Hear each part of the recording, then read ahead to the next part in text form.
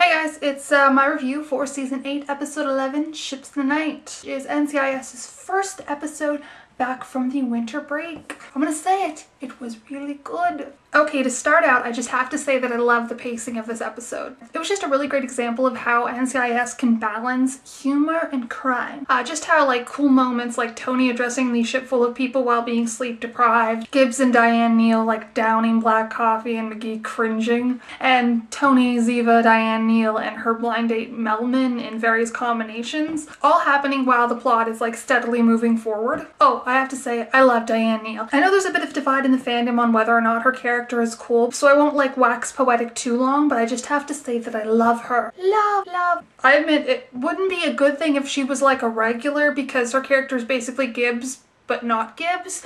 But it is really cool when she pops in from time to time, and hopefully this is not the last time we see her. And hopefully they will bring her back, because Tuesday night NCIS got its highest ratings ever, almost reaching 22 million viewers. So I mean, I don't think that's all due to Diane Neal, but I think, maybe another season down the line it might help convince them to bring her back. So there was a lot of really good moments in this episode, and also the case was actually good, which was nice. Sometimes I just really don't follow the case and just pay attention to everything else, but I actually understood what happened for the most part by the end of it, so that was good. One of the cool moments was the whole mascot thing. It was kind of predictable but cute that Gibbs said that Abby was the NCIS mascot. Although, I might have to disagree with you, Gibbs. She's not the one pictured on the brochures, after all. Another good moment was when Gibbs thanked the Abses and then handed them their respective drinks. It was very, very good. For this episode, Tony and Ziva were running around doing the whole partner thing, which is really great. For the first bit of the episode, I was a little worried because there were a few jokes here and there, but nothing really great. And I was like, come on! Thankfully, we got two great Tony and Ziva moments.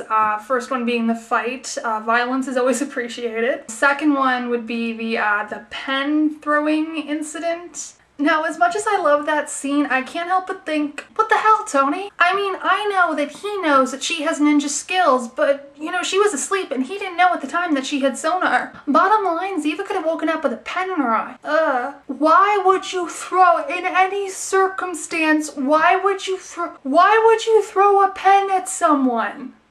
Why? Why would you throw a pen at your coworker? Even if she's a ninja.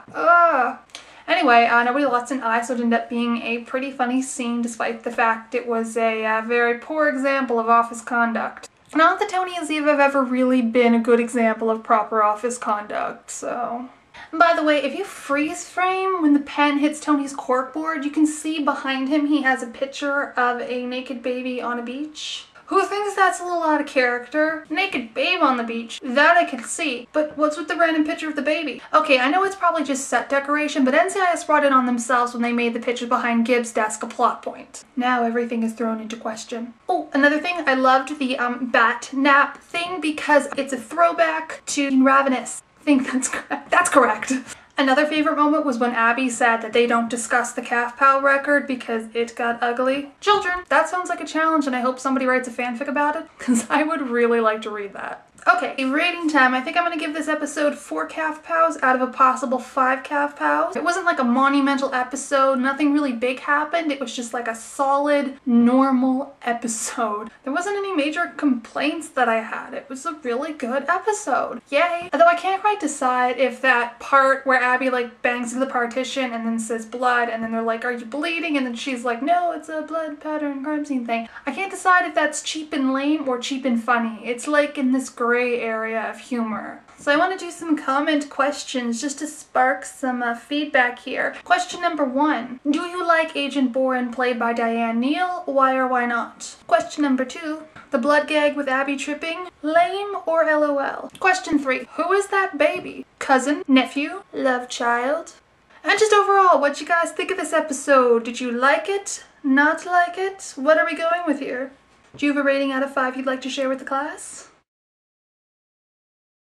P.S. If you're a Tifa fan, you should really read this fanfic. It's called Bound, and it's by this author, whose name I can't pronounce. And you should read it because it's 1, awesome, and 2, it's AU, which allows the state of Tifa in the fic to be much better than the state of Tifa in canon. And it's also just a really, really good fic. I just feel the urge to plug it because, Tuesday at lunch at work I was reading it, and I was just like, it's so good.